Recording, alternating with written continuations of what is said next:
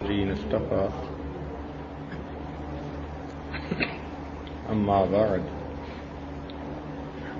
أعوذ بالله من الشيطان الرجيم بسم الله الرحمن الرحيم يا أيها الذين آمنوا كتب عليكم الصيام كما كتب على الذين من قبلكم لعلكم تتقون سبحان ربك رب العزة عما يصفون وسلام على المرسلين والحمد لله رب العالمين اللهم صل على سيدنا محمد وعلى آل سيدنا محمد وبارك وسلم اللهم صل على سيدنا محمد وعلى آل سيدنا محمد وبارك وسلم اللهم صل على سيدنا محمد وعلى آل سيدنا محمد وبارك وسلم یا ایھا الذین آمنوا اے ایمان والو. اس آیت مبارکہ میں اللہ رب العزت ایمان والوں سے براہ راست مخاطب ہو رہے ہیں. یہ ایمان والوں کے لیے بڑے اعزاز کی بات ہے. جیسے وقت کا بادشاہ اگر کسی بھنگی کو بلا کر کوئی حکم دے تو بھنگی اپنی عزت محسوس کرتا ہے. وہ سمجھتا ہے کہ میں مزدور بندہ تھا, معمولی حیثیت تھی, تو وقت کے بادشاہ نے خود مجھ سے بات کی. اس ہم کلامی کو وہ لوگوں کے سامنے بیان کرتا ہے.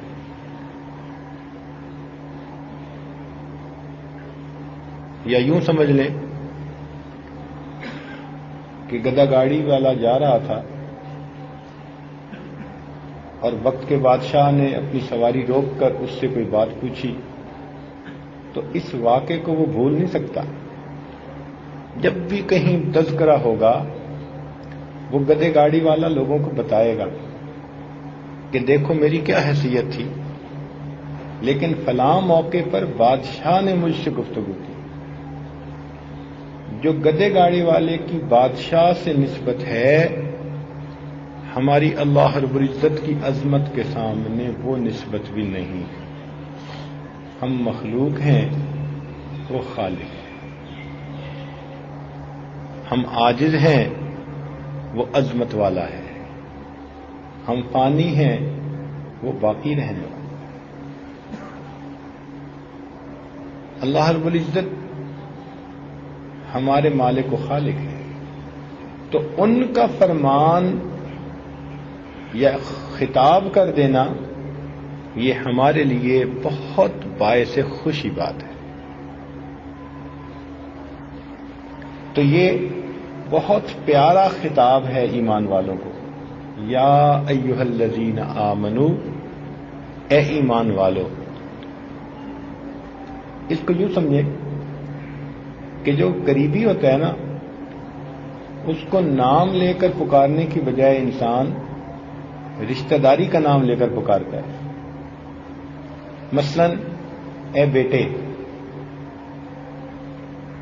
اب اس کا نام لے کر پکارنے میں وہ مزہ نہیں جو بیٹا کہنے میں ہے, اور اس کو نام سننے میں وہ مزہ نہیں جو بیٹے کا لفظ سننے میں ہے. جب باپ کی زبان سے وہ بیٹے کا لفظ سنتا ہے نا تو اس کو بھی سکون ملتا ہے. تو اللہ رب العزت نے بھی اس آیت مبارکہ میں یا ایھا الذین آمنوا اپنے بندوں کو ان کے ایمان کے رشتے کا تذکرہ کر کے بلایا. اے ایمان والو, کیا مطلب؟ اے ماننے والو, اے وہ بندو جو روز ازل سے حسن حقیقی کے ساتھ پیمان وفا کا عہد کر چکے. میری توحید کی امانت اپنے سینوں میں بھر چکے ہو، تم نے میرے محبوب صلی اللہ علیہ وسلم کی رسالت کو مان کر ان کی غلامی کا عہد کر چکے ہو، تو اس میں اپنائیت ہے۔ فرمایا یا ایھا الذین آمنوا۔ اس کی مثال یوں سمجھیے کہ جب سے میرے شیخ فوت ہوئے، مجھے پوری دنیا میں کوئی ایسا بندہ نہیں ملتا تھا جو مجھے بیٹا کہہ کر پکارے، میں ترستا تھا۔ ایک مرتبہ ایک ملک میں جانا ہوا، علماء کا گھرانہ تھا، نیک گھرانہ تھا،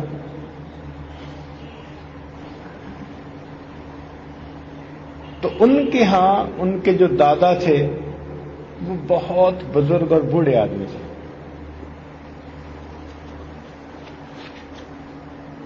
ان کی اہلیہ جب بھی مجھ سے فون پہ بات کرتی ہمیشہ مجھے بیٹا کہتی۔ اس لفظ میں کوئی ایسی کشش تھی کہ میرا دل چاہتا تھا کہ جب بھی میں اس ملک میں جاؤں ان سے ضرور فون پہ بات کروں، اس لیے کہ جب بھی فون پہ وہ بات کرتی مجھ سے پوچھتی بیٹا تم کیسے ہو۔ اس وقت مجھے احساس ہوا کہ اس لفظ کے اندر کیا محبت اور اپنائیت ہے۔ اسی طرح کا واقعہ کتاب میں بھی پڑھا۔ علامہ شبیر احمد عثمانی رحمۃ اللہ علیہ بڑے علماء میں سے تھے، ہمارے بزرگوں میں سے تھے۔ وہ کراچی تشریف لائے حضرت مفتی محمد شفیع رحمۃ اللہ علیہ کے ہاں۔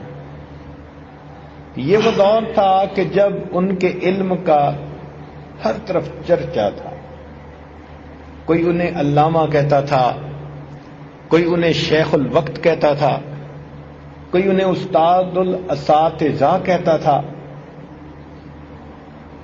تو وہ حضرت صاحب کے ہاں آئے، حضرت مفتی صاحب کے ہاں،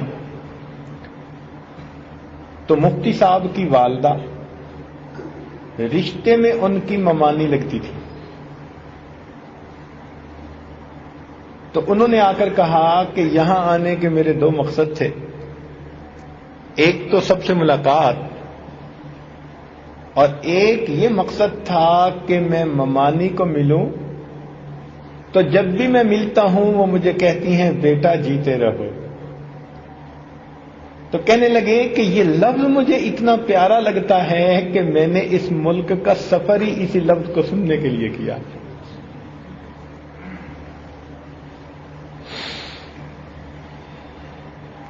ہمارے حضرت رحمۃ اللہ علیہ خود اپنا واقعہ سنانے لگے کہ ایک بڑے شیخ تھے، ملاقات کے لیے گئے تو وہ لیٹے ہوئے تھے۔ میں نے چاہا کہ میں ان کے پاؤں دباؤں، جیسے ہی میں نے پاؤں کو ہاتھ لگایا وہ اٹھ کر بیٹھ گئے اور کہنے لگے نہیں نہیں آپ مت دبائیں۔ حضرت فرمانے لگے کہ میری آنکھوں سے آنسو نکل آئے، اور میں نے کہا کہ افسوس اس وقت دنیا میں کوئی ایسا نہیں جو اپنے پاؤں کو مجھے ہاتھ لگانے۔ جب بڑے سر سے چلے جاتے ہیں نا، اس کا احساس اس وقت ہوتا ہے۔ تو بہرحال ارشاد فرمایا یا ایھا الذین آمنوا، اے ایمان والو۔ تو اس خطاب میں اللہ رب العزت کی طرف سے بہت پیار ہے، اس ایمان کے رشتے کا اظہار ہے، اس اپنائیت کے اظہار کے بعد فرمایا کتب علیکم الصیام، تمہارے اوپر روزوں کو فرض کر دیا گیا۔ مقصد کہنے کا یہ تھا کہ اے ہماری محبت کا دعویٰ کرنے والو، تم ایک مہینے کے لیے ہر طرف سے اپنی نظریں ہٹا لو، تم ایک مہینہ کے لیے نفسانی لذتوں کو ہماری خاطر قربان کر دو. اور دنیا کا دستور بھی یہی ہے کہ کچھ لینے کے لیے کچھ دینا پڑتا ہے. یہ اصول ہے. آپ بیج ڈالیں گے تو آپ کو درخت ملے گا. قیمت ادا کریں گے تو کوئی چیز ملے گی. عمل ہوگا تو رد عمل بھی ہوگا. تو دنیا کا دستور ہے کہ کچھ پانے کے لیے کچھ دینا پڑتا ہے. تو مقصد یہ تھا کہ اے ہماری محبت کا دعویٰ کرنے والوں، اگر تم ہم سے ملاقات کرنا چاہتے ہو، ہمیں راضی کرنا چاہتے ہو، تو پھر اس کا کچھ طریقہ ڈھونڈو، کوئی اس کی قیمت ادا کرو. اور اس کی قیمت بھی کتنی معمولی رکھی کہ ایک مہینہ کے لیے دن کے وقت کے اندر تم روزہ دار بن کر رہو. کوئی مشکل شرط نہیں، کوئی کٹھن کام نہیں. محبوب اگر اپنی طرف بلائے تو پھر طالب اور محب تو سر کے بل چاہنے کو تیار ہوتا ہے. وہ کسی نے کہا تھا کہ میرے گھر کے راستے میں کوئی کہکشاں نہیں ہے، انہی پتھروں پہ چل کے اگر آ سکو تو آؤ. تو محبوب کے ہاں پتھروں پہ بھی سر کے بل چل کے جانا پڑے تو یہ بھی اعزاز ہوتا ہے.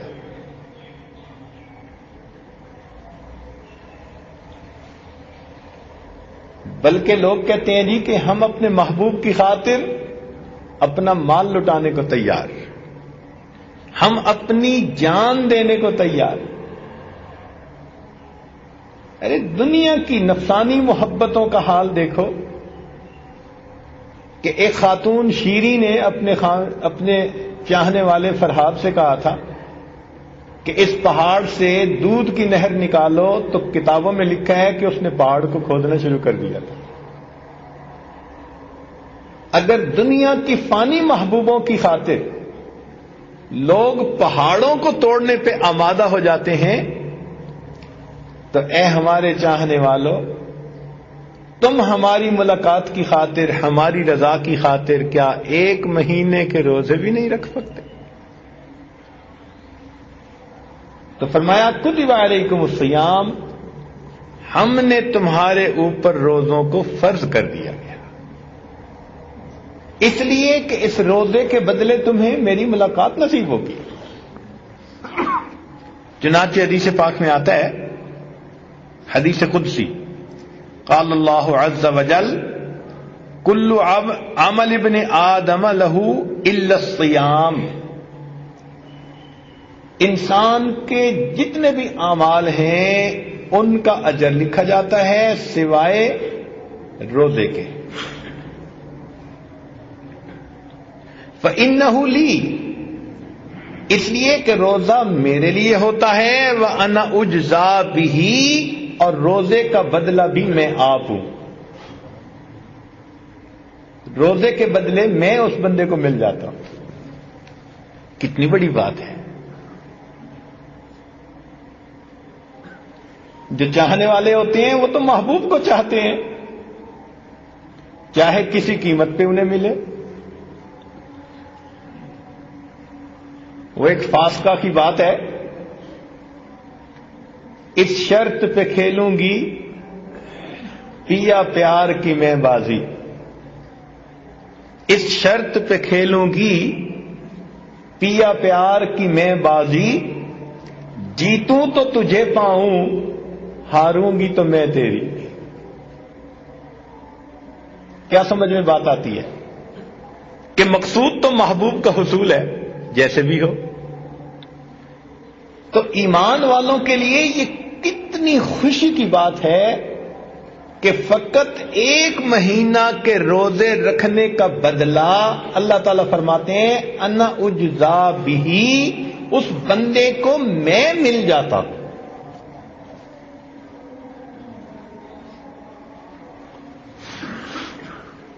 اب اتنی بات کرنے کے بعد کہ تم پر روزے فرض کر دیے گئے، ممکن تھا کہ لوگوں کے دل میں بات آتی جی کہ اللہ تعالیٰ ہم سے خفا ہو گئے، لہذا انہوں نے ہم پر پابندیاں لگا دی، تم کھا نہیں سکتے، پی نہیں سکتے، بیوی سے نہیں مل سکتے۔ تو اس وہم کو بھی دور کر دیا، فرمایا کما کتب علی الذین من قبلکم، یہ پابندیاں تم پر نہیں لگیں، تم سے پہلے والے لوگوں پر بھی اسی عبادت کو فرض کیا گیا تھا، یہ اسی کی کنٹینیویشن ہے، کوئی نئی پابندی نہیں ہے۔ تم سے پہلے والے جو ہمارے عاشق دنیا میں گزرے، چاہنے والے گزرے، یہ عمل وہ بھی کرتے چلے گئے، تم بھی وہی عمل کرو۔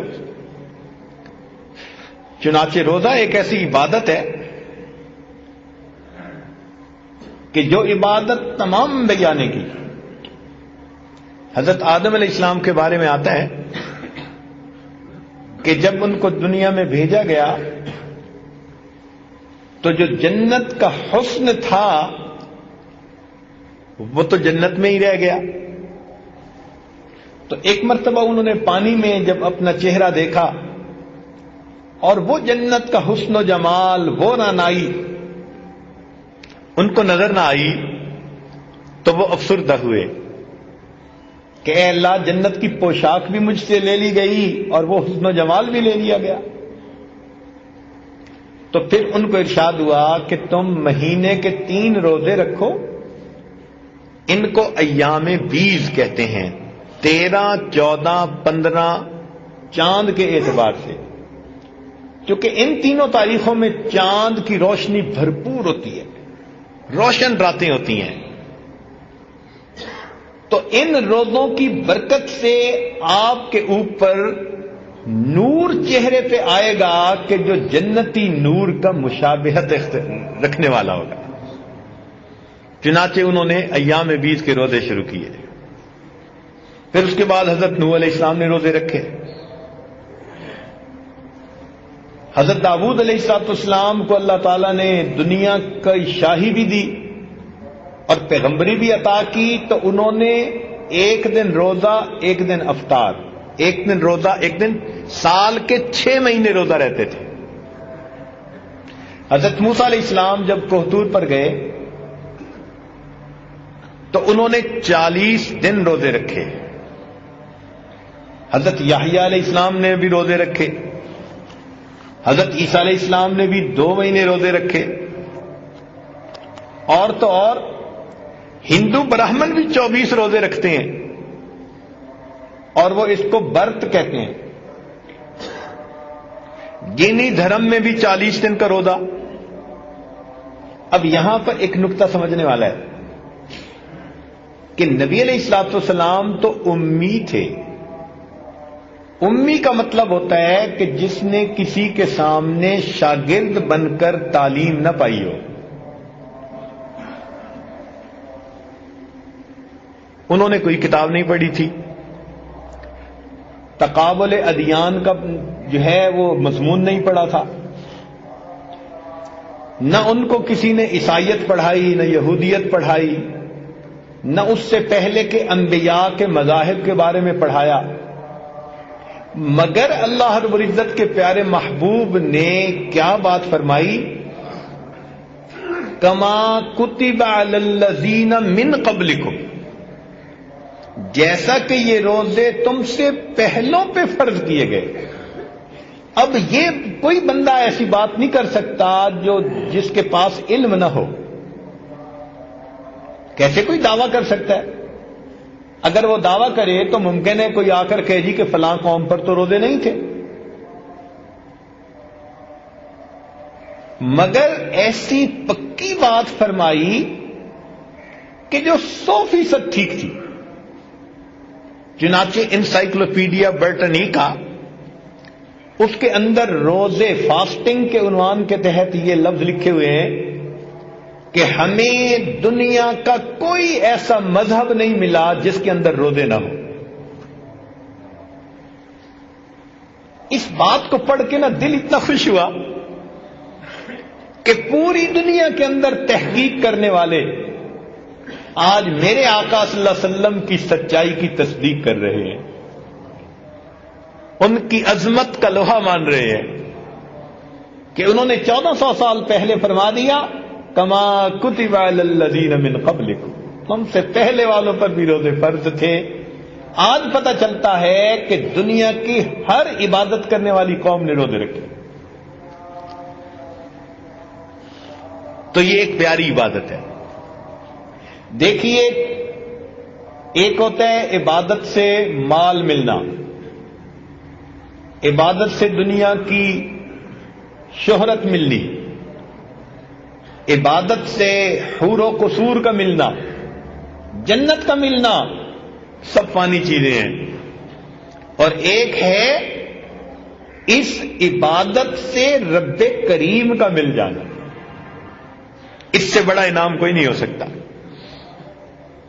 کہتے ہیں کہ ایک بادشاہ تھا، اس کی کئی بیویاں تھیں، مگر ایک سے اس کو ذرا زیادہ محبت تھی، تو دوسری بیویاں اس بات کو بڑا محسوس کرتی، آپس میں بات کرتی کہ خاندان میں ہم بہتر، حسن و جمال میں ہم بہتر، مال و منال میں ہم بہتر، فضل و کمال میں ہم بہتر، اور بادشاہ کی محبت کی وہ نظر ہم پہ نہیں اٹھتی جو اس پہ اٹھتی ہے۔ تو ہم بادشاہ سے پوچھیں گے۔ چنانچہ ایک دن انہوں نے سوال کیا کہ جی کیا مسئلہ ہے، ہم میں کس چیز کی کمی ہے؟ اس نے کہا اچھا میں کبھی تمہیں اس بات کا جواب دوں گا۔ کچھ دنوں کے بعد وہ بات ہی بھول گئی، تو ایک دن بادشاہ نے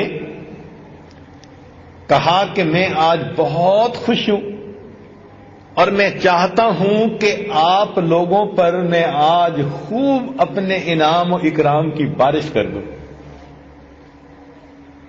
تو اس بات سے بیویاں جتنی خوش ہو سکتی ہیں وہ کسی اور بات سے تو نہیں ہو سکتی۔ چنانچہ اس نے خزانے سے بہت قیمتی ہیرے موتی جواہرات منگائے اور کہا کہ اچھا دیکھو، میں دیکھوں گا کہ کون تم میں سے کتنی اچھی چیز کو ڈھونڈتی ہے، اپنے لیے سلیکٹ کرتی ہے۔ چنانچہ اس نے سب رکھوا دیے اور کہا کہ جب میں اشارہ کروں گا تو تم میں سے ہر ایک اپنی پسند کی چیز پہ ہاتھ لگا لے۔ چنانچہ اشارہ کرنے کی دیر تھی، کسی نے ہیرے کے ہاتھ رکھا، کسی نے یاقوت پہ ہاتھ رکھا، کسی نے موتی پہ ہاتھ رکھا، کسی نے سونے پہ ہاتھ رکھا، سب نے اپنے اپنے ہاتھ مختلف چیزوں پہ رکھ لیے، اور وہ جس کی بادشاہ کے ساتھ کوئی خاص محبت کی بات تھی وہ اپنی جگہ کھڑی رہی۔ تو سب بیویاں ہنسنے لگی کہ آج اس بیوقوف کی بات کھل جائے گی، اس کی قلعی کھل گئی کہ یہ کتنی کم عقل اور بیوقوف ہے کہ یہ کھڑی ہے، اب اس کو معمولی چیز ملے گی۔ تو بادشاہ نے حیران ہو کر اس سے پوچھا کہ کیا بات ہے، آپ نے کوئی چیز نہیں اپنے لیے چنی؟ اس نے کہا بادشاہ سلامت، میں آپ سے ایک چیز کی تصدیق چاہتی ہوں، آپ نے یہی فرمایا ہے نا کہ جو کچھ یہاں موجود ہے اس کے اوپر اگر تم ہاتھ رکھ لو گی تو وہ چیز تمہاری ہو جائے گی۔ اس نے کہا ہاں میں تو یہی کہہ چکا، تم نے کیوں دیر کر دی؟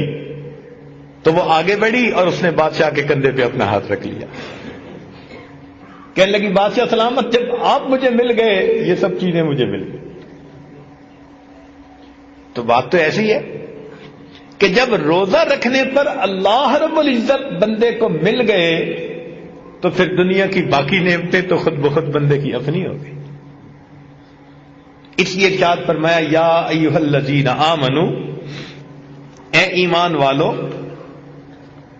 کتب علیکم الصیام، تمہارے اوپر روزوں کو فرض کر دیا گیا، کما کتب علی الذین من قبلکم، جیسا کہ یہ روزے تم سے پہلے والوں پر فرض کیے گئے، لعلکم تتقون، تاکہ تم متقی بن جاؤ۔ اب ذہن میں یہ سوال پیدا ہوتا ہے کہ ٹھیک ہے، ہمیں بھی حکم دیا ہم سے پہلے والوں کا بھی حکم دیا، تو اس حکم کے اندر کوئی حکمت ہونی چاہیے، کوئی مقصد ہونا چاہیے، تو ساتھ مقصد بھی بتا دیا کہ اس سے ہمیں فائدہ نہیں کہ کوئی بجٹ میں کمی ہے اور اب تم اپنے خرچے کم کر لو، ایسی بات نہیں، ہمارے خزانوں میں کمی کا مسئلہ نہیں ہے، اس کا فائدہ بھی بندو تمہیں ہے۔ کون سا؟ لعلکم تتقون، تاکہ تم متقی بن جاؤ، تم پرہیزگار بن جاؤ، تمہاری تربیت ہو جائے کہ تم نے اپنے نفس پہ قابو کیسے پانا ہے۔ تو روزے کا اصل مقصد انسان کے اندر تقوی کا پیدا کرنا۔ تو مقصود یہ تھا کہ اگر تم سال میں 30 دن ہمارے کہنے کے مطابق جائز چیزوں کو بھی دن میں چھوڑ سکتے ہو، تو کیا باقی سال کے حصوں میں ناجائز چیزوں کو نہیں چھوڑ سکتے؟ اور جب تم اتنے اچھے کہ جائز چیزوں کو چھوڑ رہے ہو ہمارے کہنے پر، تو پھر سال کے باقی حصوں میں ناجائز چیزوں کو چھوڑنا تو بڑا ہی آسان ہے۔ تو یہ ایمان والوں کو اس مہینے کے اندر پریکٹس کروائی گئی، ریہرسل کروائی گئی اپنے نفس پہ قابو پانے، ورنہ بندہ بے صبرا ہو جاتا ہے اور اپنی خواہشات کی تکمیل کے لیے بھاگ اٹھتا ہے۔ تقوی انسان کے اندر صبر پیدا کرتا ہے، انسان اپنے نفس کو لگام دے سکتا ہے۔ اس لیے تمام تعلیمات کا خلاصہ وہ تقوی ہے۔ اللہ تعالیٰ ارشاد فرماتے ہیں، یا ایھا الناس اعبدوا ربکم الذی خلقکم والذین من قبلکم لعلکم تتقون۔ اے انسانوں، عبادت کرو اپنے پروردگار کی جس نے تمہیں پیدا کیا اور تم سے پہلے والوں کو بھی پیدا کیا، اور اس عبادت کا مقصود کیا؟ لعلکم تتقون، تاکہ تم متقی بن جاؤ۔ تو تمام عبادات کا نچوڑ اور خلاصہ انسان کا متقی اور پرہیزگار بن جانا۔ چنانچہ جتنی بھی عبادتیں ہیں ان کا مقصود تقوی ہی ہے۔ دیکھیں، ہم قربانی کرتے ہیں، اللہ کے راستے پہ ایک جان قربان کرتے ہیں، اس قربانی کا مقصود کیا ہے؟ اللہ تعالیٰ فرماتے ہیں، لن ینال اللہ لحومها ولا دماؤها ولکن ینالہ التقوی منکم۔ نہ اس کا خون پہنچتا ہے نہ گوشت تمہیں پہنچتا ہے، ہمیں تو تقوی پہنچتا ہے جس تقوی سے تم جانور کی قربانی کر رہے ہو۔ حج انسان کرتا ہے، بیت اللہ شریف کی زیارت کی، لیکن حج کا اصل مقصود کیا؟ وَمَن يُعَظِّمْ شَعَائِرَ اللَّهِ فَإِنَّهَا مِن تَقْوَى الْقُلُوبِ۔ اس کا مقصد بھی تقوی، یہی روزے کا بھی مقصد، لعلکم تتقون، تاکہ تم پرہیزگار بن جاؤ۔ اس لیے انسان دنیا میں جو کام بھی کرے تقوی کی بنا پر کرے، حتیٰ کہ اللہ کا گھر مسجد بنائے تو وہ بھی کس کے ساتھ؟ تقوی کے ساتھ۔ اللہ تعالیٰ فرماتے ہیں، لمسجد اسس علی التقوی۔ ہر کام کا مقصود تقوی ہے، اس لیے اللہ تعالیٰ نے انسانوں کو نصیحت فرمائی۔ کبھی کبھی انسان نصیحت کرتے ہیں نا دوسرے کو وصیت کے رنگ میں، تو اگر نصیحت وصیت کے رنگ میں کی جائے تو وہ بڑی اہم ہوتی ہے۔ چنانچہ اللہ تعالیٰ قرآن مجید میں ارشاد فرماتے ہیں، سنیں اور دل کے کانوں سے سنیں۔ فرمایا، وَلَقَدْ وَصَّيْنَا الَّذِينَ أُوتُوا الْكِتَابَ مِن قَبْلِكُمْ، تحقیق ہم نے تم سے پہلے والے اہل کتاب کو بھی وصیت کی، وَإِيَّاكُمْ، اور تمہیں بھی وصیت کرتے ہیں، ان اتقوا اللہ، کہ تم اللہ سے ڈر جانا۔ تو قرآن مجید میں اللہ تعالیٰ اس کو فرماتے ہیں کہ ہم تمہیں وصیت کر رہے ہیں کہ تم متقی بنو. تو روزے کا اصل مقصود انسان کے اندر تقوی پیدا ہونا. اور تقوی کیا ہے کہ انسان تقوی کی بنا پر ناجائز مشتبہ ہر کام سے اپنے آپ کو بچاتا ہے. اس کو اپنے نفس پہ قابو نصیب ہو جاتا ہے, کنٹرول مل جاتا ہے. چنانچہ متقی لوگ جتنے بھی تھے وہ سب ہر طرح کے گناہوں سے بچنے والے. اب دیکھیے, انسان گناہ کرتا ہے حسد کی وجہ سے, حرص کی وجہ سے, شہوت کی وجہ سے, غصے کی وجہ سے. یہی چیزیں گناہ کا سبب بنتی ہیں نا. ذرا قرآن مجید پہ نظر ڈالیے کہ اہل تقوی نے ایسی ایسی صورت حال میں بھی اپنے آپ کو گناہوں سے بچایا. اب ذرا دیکھیے, آدم علیہ السلام کے 2 بیٹے حابیل اور قابیل. حابیل کی بیوی خوبصورت ہے, قابیل چاہتا تھا کہ یہ میرے نکاح میں آتی. جب نہ آئی تو اس کو بھائی سے حسد ہوا, اور حسد کی بنا پر اس نے اپنے بھائی کو کہا کہ میں تمہیں قتل کر دوں گا.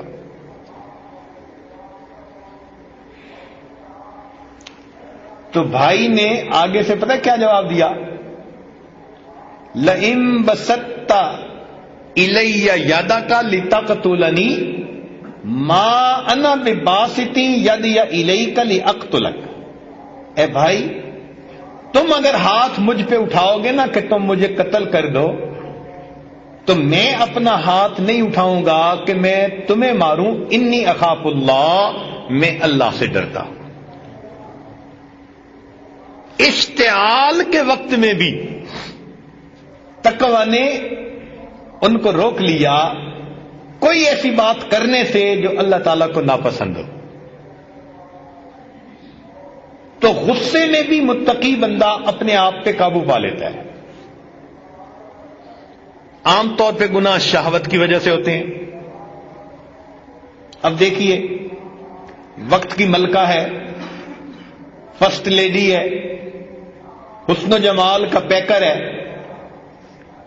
اور سوچ سمجھ کے تنہائی میں, خلوت میں, کنڈیاں تالے لگا کے حضرت یوسف علیہ الصلوۃ والسلام کو وہ بلاتی ہے اپنی طرف. وقالت حیت لک.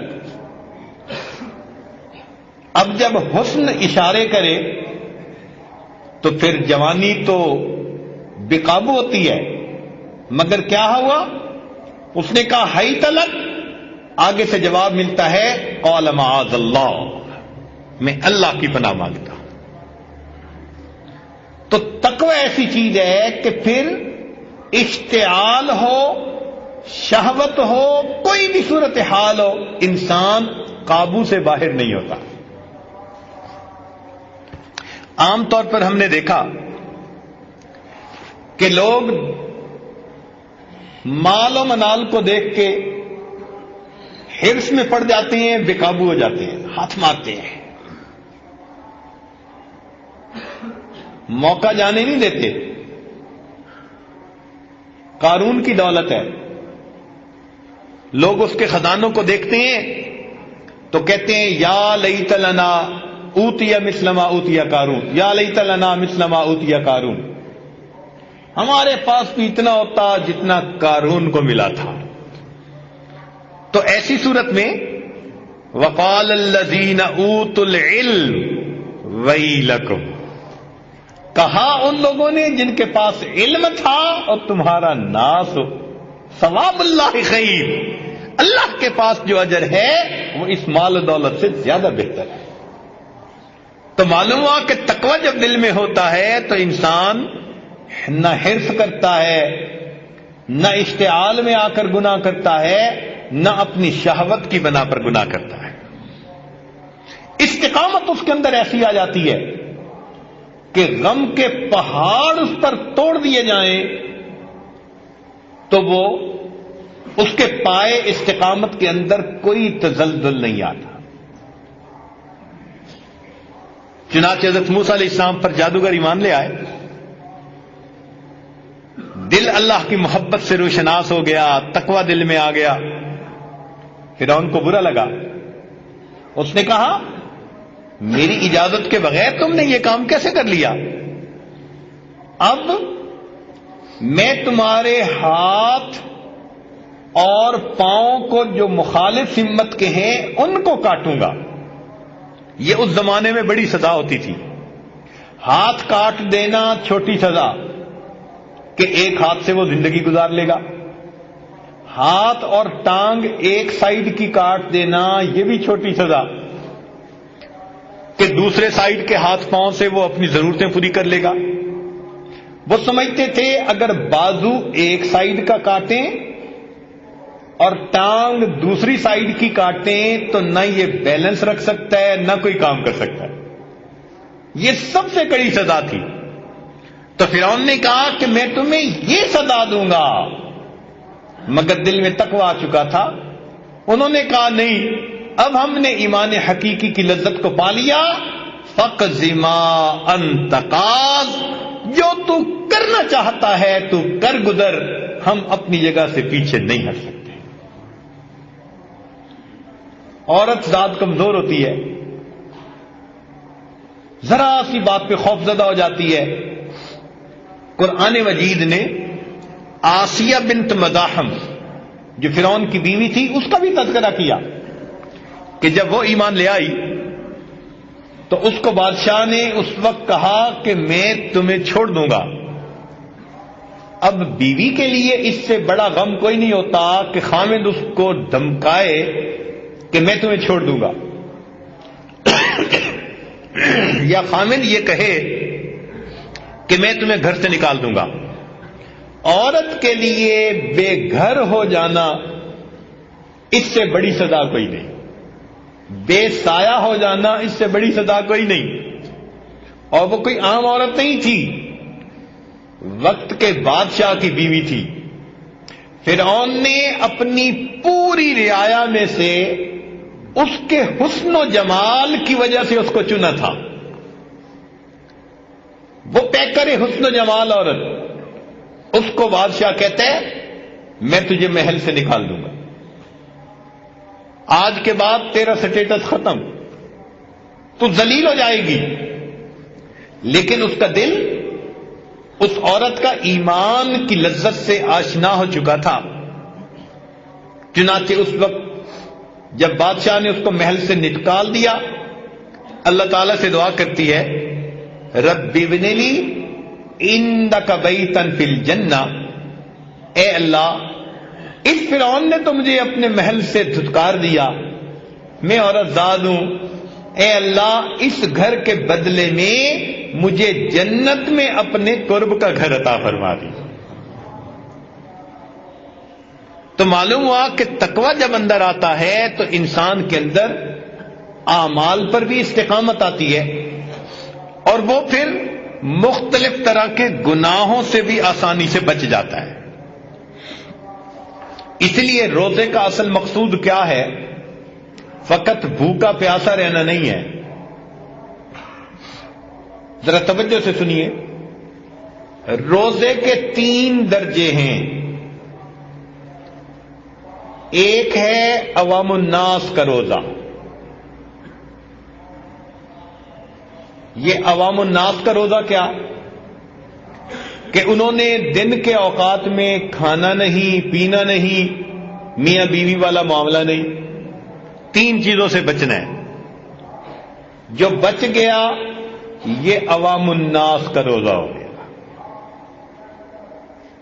لیکن ایک ہوتا ہے خواص کا روزہ، اللہ کے نیک بندوں کا روزہ، صالحین کا روزہ۔ اور وہ روزہ کیا ہوتا ہے کہ جس طرح کھانا پینا جماع اس سے پرہیز کرنا ہے، جسم کے کسی عضو سے بھی گناہ نہ ہو اس کی بھی وہ پابندی کرتے ہیں۔ چنانچہ روزہ دار آدمی آنکھ بھی روزے دار، زبان بھی روزے دار، کان بھی روزے دار، نہ آنکھ ناجائز چیز کو دیکھے، نہ زبان سے کسی کی غیبت نکلے، جھوٹ نکلے، بہتان نکلے، نہ کان سے کوئی غلط بات سنے، تو روزہ دار بندہ سر کے بالوں سے لے کے پاؤں کے ناخنوں تک روزہ دار، جو اس طرح روزہ دار بن کر رہے کہ پورا جسم اس کا شریعت کے مطابق ہے، یہ خواص کا روزہ، خاص لوگوں کا روزہ ہوتا ہے۔ اور حدیث پاک میں بھی اسی کو روزہ کہا گیا۔ سنیے نبی علیہ الصلوۃ والسلام کا ارشاد، فرمان عظیم الشان، ارشاد فرمایا لیس الصیام من الاکل والشرب، کہ روزہ کھانے اور پینے سے بچنے کا ہی نام نہیں، انما الصیام من اللغو والرفث، روزہ تو ہوتا ہے لغو سے اور فحش کاموں سے بچنے کی وجہ سے۔ اب روزہ بھی رکھا اور انڈیا کے گانے بھی سنے، روزہ بھی رکھا اور بازار میں جاتے غیر محرم کا نظارہ بھی کیا، روزہ بھی رکھا اور لوگوں پہ بہتان لگائے، جھوٹ بولے، دھوکے دیے، تو ایسا روزہ پھر اللہ کے ہاں اتنا اجر نہیں پاتا۔ یہ ظاہر داری کر رہا ہے، حقیقت روزہ نہیں ہے اس کے پاس۔ اس لیے حدیث پاک میں نبی علیہ السلام نے فرمایا اگر کوئی روزہ دار ہو اور دوسرا بندہ اس سے جھگڑا کرنا چاہے، فَلْيَقُلْ إِنِّي صَائِمٌ، اس کو کہہ دینا چاہیے بھائی میں روزہ دار ہوں، میں نہ تیرے ساتھ جھگڑ سکتا ہوں نہ کوئی اونچی بات کر سکتا ہوں، تمہیں کہہ دینا چاہیے انی صائم، میں روزہ دار۔ تو معلوم ہوا کہ روزے کا اصل مقصود کیا؟ اپنے جسم کو گناہوں سے بچانا۔ ایک حدیث پاک میں آتا ہے من لم یدع قول الزور والعمل به فلیس له حاجة فی ان یدع طعامه وشرابه، جو بندہ جھوٹ اور اپنے عمل کے کھوٹ کو نہیں چھوڑتا، اللہ کو کوئی پرواہ نہیں اس کے بھوکا اور پیاسا رہنے کی۔ چنانچہ ایک حدیث پاک میں فرمایا گیا رب صائم حظہ من صیامہ الجوع والعطش، کتنے روزہ دار ایسے ہوتے ہیں جن کو روزہ میں بھوکا اور پیاسا رہنے کے سوا اور کچھ نصیب نہیں ہوتا۔ تو ویسے تو روزہ دار ہیں اور کم تول رہے ہیں، ملاوٹ کر رہے ہیں، رشوت لے رہے ہیں، بہتان لگا رہے ہیں، غیبت کر رہے ہیں، ایسے بندے کے بھوکا پیاسا رہنے کی اللہ کو کیا حاجت؟ تو معلوم ہوا کہ روزے کا اصل مقصود بھی یہی کہ ہم سر کے بالوں سے لے کر پاؤں کے ناخنوں تک اللہ رب العزت کی حکموں کے فرما بردار بن کر رہے۔ اس لیے روزہ ایک ایسا عمل ہے جو قیامت کے دن شفاعت کرے گا۔ یاد رکھنا، قیامت کے دن نبی علیہ السلام شفاعت فرمائیں گے، قیامت کے دن قرآن شفاعت کرے گا، اور قیامت کے دن انسان کا صیام اس کی شفاعت کرے گا۔ الصیام والقرآن یشفعان للعبد یوم القیامہ۔ تو اس روزے کو ہم جتنا کامل روزہ بنا کر رہیں گے، یہ قیامت کے دن اللہ کے حضور ہماری شفاعت کرے گا۔ حدیث پاک میں آتا ہے ایک گیٹ ہے جنت میں جس کا نام ہے باب الریان، آواز دی جائے گی لوگوں جو تم میں سے اچھا روزہ رکھنے والے تھے وہ سارے اس گیٹ سے جلدی چلے جائیں۔ اس کا ہمیں اندازہ اس وقت ہوتا ہے کہ جب آپ کبھی یورپ کا سفر کریں نا، تو وہاں جب جاتے ہیں نا پاسپورٹ کنٹرول پہ، تو چونکہ یورپ کے سب ممالک اب ایک ملک بن گئے، شینجن سٹیٹس بن گئی، تو اپنے ملکوں کے لوگوں پہ آنے جانے کی کوئی پابندی نہیں، ایک ہی فلائٹ سے اترتے ہیں ہم، تو ایک خاص دروازہ ہوتا ہے، اس کے اوپر لکھا ہوتا ہے کہ جو ان ملکوں کے لوگ ہیں وہ بغیر پاسپورٹ چیک کروائے سیدھے چلے جائیں، اور ہم جو دوسرے ملکوں کے ہوتے ہیں ہمیں پاسپورٹ کنٹرول پہ جانا پڑتا ہے۔ جب کبھی میں ایسی صورتحال میں جاتا ہوں تو مجھے یہ حدیث یاد آتی ہے کہ جس طرح 300 بندے جہاز سے اترے اور 10-15 بندے جو ہمارے ان ملکوں کے تھے وہ تو کھڑے ہو گئے جی کہ آپ سے سوال پوچھا جائے گا، تفتیش ہوگی، پھر جا سکیں گے، اور جو فلاں پاسپورٹ رکھنے والے ہیں وہ بغیر چیک کے سیدھا چلے جائیں۔ تو ایسے ہی لگتا ہے کہ قیامت کے دن جنت کے دروازوں میں سے بھی ایک خاص دروازہ ہوگا، باب الریان، آواز دی جائے گی کہ روزہ رکھنے والے کہاں ہیں؟ اگر موجود ہیں تو وہ بغیر کسی رکاوٹ کے سیدھے جنت میں چلے جائیں۔ تو اس لیے اس روزے کو صحیح انداز سے رکھنے کی کوشش کریں، ایسا نہ ہو کہ قیامت کے دن فقط بھوک پیاس ملے اور کہا جائے کہ تیرا روزہ تو تھا ہی نہیں، تو روزے رکھ کے بھی جھوٹ بولتا تھا اور غیبتیں کرتا تھا اور دھوکے دیتا تھا، لوگوں کے دل دکھاتا تھا، تیرے روزے کی ہمیں پرواہ نہیں۔ ایسا نہ ہو کہ یہ عمل ہمارے منہ پہ واپس مار دیا جائے۔ اب اس کے لیے ہمیں چاہیے کہ ہم اپنے دل میں خوف اور رجا رکھیں۔ خوف کہتے ہیں ڈر کو، اور رجا کہتے ہیں امید کو۔ یعنی ڈریں بھی صحیح کہ کہیں ہمارا روزہ رد نہ کر دیا جائے، اور امید بھی رکھیں کہ جب اللہ نے ہمیں توفیق دے دی تو بادشاہ اور سخی در پہ بلا کے تو کسی کو خالی نہیں واپس بھیجتے، جس کو نہیں دینا ہوتا اس کو وہ آنے ہی نہیں دیتے، دروازے پہ ہی نہیں آنے دیتے۔ دروازے پہ بلا کے خالی بھیج دینا یہ سخی کی شان کے خلاف ہوتا ہے۔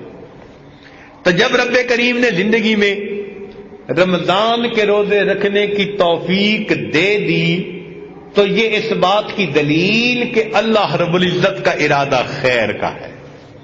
تو امید بھی رہے اور دل میں ڈر بھی رہے، اور ایک کام اور بھی کریں کہ ان روزوں کی قبولیت کے لیے کوشش بھی کریں اور دعا بھی کریں۔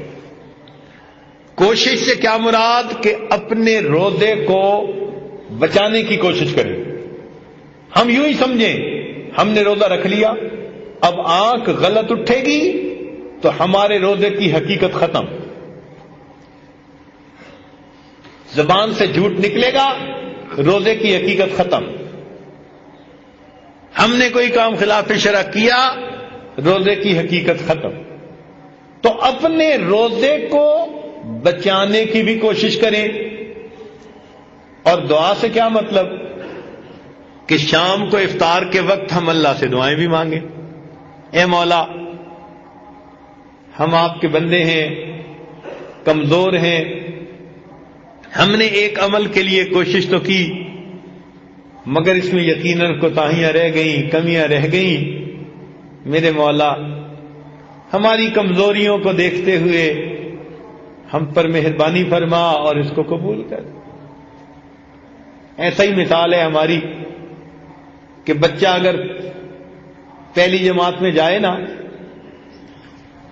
تو واپسی پہ اپنی تختی کے اوپر نا کچھ لکیریں لگا کے لے آتا ہے، وہ ٹیڑھی میڑھی پڑی بھی نہیں جاتی، اور آ کے خوش ہو کے کہتے ابو آج استاد نے مجھے تختی لکھوائی، میں نے لکھی۔ اب جب باپ دیکھتا ہے تو نہ الف سی دی نہ با ایسی، پڑھی بھی نہیں جاتی، مگر باپ اس کو انعام دے دیتا ہے۔ وہ انعام اس کی خوشخطی کا نہیں ہوتا، وہ انعام باپ کی شفقت کی وجہ سے اس بچے کی محنت کا ہوتا ہے۔ وہ سمجھتا ہے یہ کمزور ہے لیکن لکھی تو ہے نا اس میں۔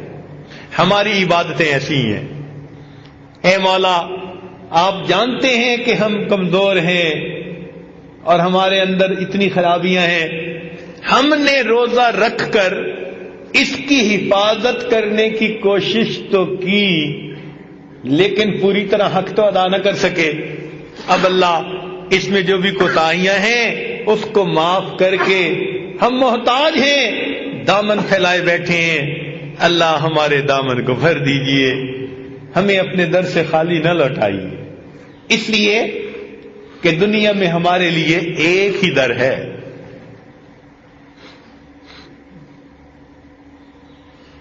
سن فریاد میرے سونے اللہ، تے میں ہور سناواں کینوں، تیرے جیا مینوں ہور نہ کوئی، تے میرے جیا لکھ تینوں۔ اللہ تو ہمیں رد کر دے گا، تجھے کوئی فرق نہیں پڑتا، فرق تو ہمیں پڑتا ہے، ہماری زندگی کا مسئلہ ہے، ہمارا آخرت کا مسئلہ ہے۔ مہربانی فرما اور ہمیں قبول فرما لے۔ تو جب ہم افطاری کے وقت دعا بھی کریں، عاجزی بھی کریں، تو یقیناً اللہ رب العزت ہماری اس عاجزی کو قبول فرما کر ہماری ان دعاؤں کو قبول کر لیں گے۔ ایک بات یاد رکھ لینا کہ نبی علیہ الصلوۃ والسلام نے ایک موقع پر فرمایا تھا آمین۔ صحابہ نے پوچھا کہ اللہ کے نبی آپ نے کس بات پر کہا؟ تو فرمایا کہ جبرائیل امین نے 3 بددعائیں دی، ایک ان میں سے یہ تھی برباد ہو جائے وہ شخص جس نے رمضان کا مہینہ پایا اور اپنی مغفرت نہ کروائی، اور میں نے اس پر کہہ دیا آمین۔ اب سوچ لیں کہ رمضان کے بعد ہمارے لیے عید ہوگی یا وعید ہوگی؟ جن کی مغفرت ہوئی ان کی تو عید بن جائے گی، اور جن کی مغفرت نہ ہوئی ان کے لیے وعید بن جائے گی۔ اور چاہنے والوں کو تو اس موقع پہ اللہ سے اللہ کو مانگنا چاہیے۔ وہ ایک بزرگ سے کسی نے پوچھا تھا کہ حضرت عید کب ہوگی؟ حضرت عید کب ہوگی؟ تو انہوں نے آگے سے عجیب بات کہی، فرمانے لگے جب دید ہوگی تب عید ہوگی۔ جب دید ہوگی تو بھائی جب اللہ تعالیٰ کی ملاقات ہوگی اصل عید تو وہ ہے، لیکن روزہ دار آدمی کو اس مہینے کے روزے رکھنے پر اللہ تعالیٰ کا اگر وصل نصیب ہو گیا تو اس روزے دار کی بھی واقعی رمضان کے بعد عید ہوگی۔ اللہ رب العزت ہمارے ان روزوں کو قبول فرمائے اور ہمیں تقوی کے ساتھ زندگی گزارنے کی توفیق عطا فرمائے۔ وآخر دعوانا ان الحمد للہ رب العالمین۔